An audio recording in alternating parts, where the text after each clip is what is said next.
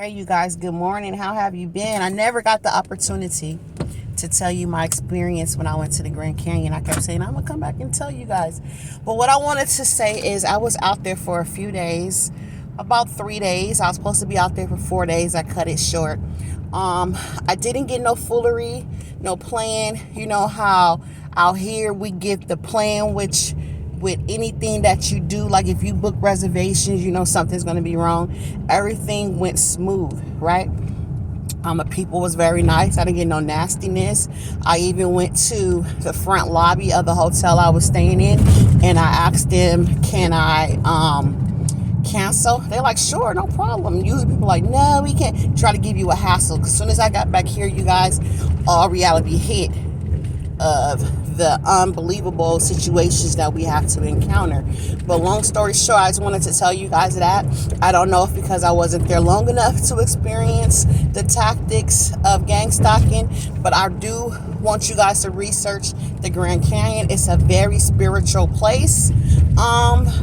From the ancient times, from what people are saying, I do think that I have brought back an entity with me, a spiritual entity, because let me tell you what happened. When I arrived back, things in my house start shifting around. Okay, I start feeling really, really tired to the point where I couldn't get out of bed, like something was draining my energy. I couldn't comprehend what was going on, but I felt really, really bad, you guys, like really, really tired and drained. Okay, things was falling in my home. My roommate was there, and he was up, and the knives. It was a box of knives. Okay, not knives, but like how you have the plastic set with your spoon, forks, knives, all the above, in those boxes that come with like 100. It was on the counter. I heard the whole thing just shatter, boom, and he was like, "I swear that was on the counter." Like I hear him talking to himself, like, "I swear that was on the counter," or whatever, right? And he never came and told me, but things was falling around me too, like jumping out, falling, y'all. Not like oh, baby, because it's on the edge. Like I can be in the bed and then my daughter's shoe would just fall. And I have these little hanger things where you put the shoes in a pocket that hangs on the door, and her shoe would just like fall. Not like a tip, fall far, and I just look at it like this. I just stare like, okay, I'm gonna act like I didn't see that. Then things in the hallway. I had shelves in the hallway. Stuff was just falling off the shelf in the hallway. Okay, now I'm starting to feel like, okay, you're not tripping. So I started to rebuke, because even though I didn't feel like it was a demonic experience, but whatever it is, it was draining my energy as well. It latched on to me. Now, like I told you, Google the Grand Canyon, and we was up there for a while, and it was a good experience, humble experience. I want to visit again, but in a different time frame of the season, because it was so cold, and I'm not used to the cold or snow. That's what caused me to leave early, because I was like, it's just too cold for me. I can't take it. It's in the snow. But back to the story, you guys. So I had to start rebuking it. I was like, at first, I start playing, when you miss loved ones. I ain't saying playing, but mentally, I start saying, well, grandma, is that you? Because I have a grandma that passed away. My brother passed away. I'm getting emotional thinking about it. I was like, brother, is that you? Can you please just show me a sign it's you? I was wanting it to be them, and I know that's not good, because they say a lot of spirits are not spirits that you want to connect to if they're in their afterlife. I don't know if that's true or not. That's what I heard.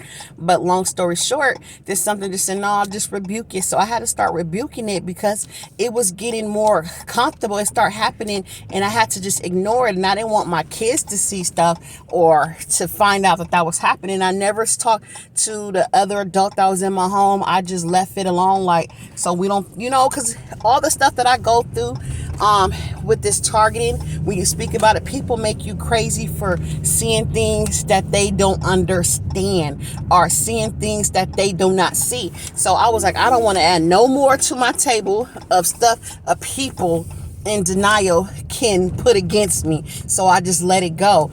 But I wanted to tell you that experience. I wanted to tell you that the people out there was very nice to me. I didn't get no negative things, but that's what happened to me. So Google the Grand Canyon so that you can understand the rooting of it. I didn't even know until after I came back. It made me start researching it because of this experience that I had. But now I want to go back, because I do know. I don't want to go back to grab no spiritual entities. I just want to go back in order to have more understanding and to look and to enjoy the environment. Talk to you guys soon. I just wanted to tell you that experience that I'm having. It's gone now, though. It's gone now. I don't have that problem anymore. One of the ladies that I go to work, always waiting for somebody to clock in and clock out. Pray for me. I'm entering the work environment. This is where I get targeted the most, you guys. Last week, I was talking to another coworker in a different room while the whole building was looking for me. They was running around like chickens with their head cut off. And it's like, you fear somebody that bad. Why would you employ him? I don't know. They fear you so bad, but when they want something for you, they love you. For an example, they will ask me to donate some of my products because I sell products on the side. Okay, but you don't love me.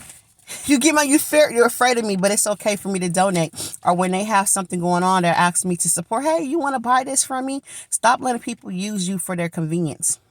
You're not a convenient person. It's time to, and I usually got to say, okay. I said, okay, because I was doing it for a cause. It's for a purpose. But then now I'm going to start saying, no, I'm not. You guys don't like me on Tuesday, but when you need me on Wednesday, you in love with me. Like, for an example, I asked my boss, I said, hey, can I start coming in at 7:30 in the morning? He said, no, why? What you going to do then? Was nothing for you to do. But there's other coworkers that come in early just to obtain more financial gain. He said, no, there's nothing for you to do. And I'm like, okay, well, that's fine.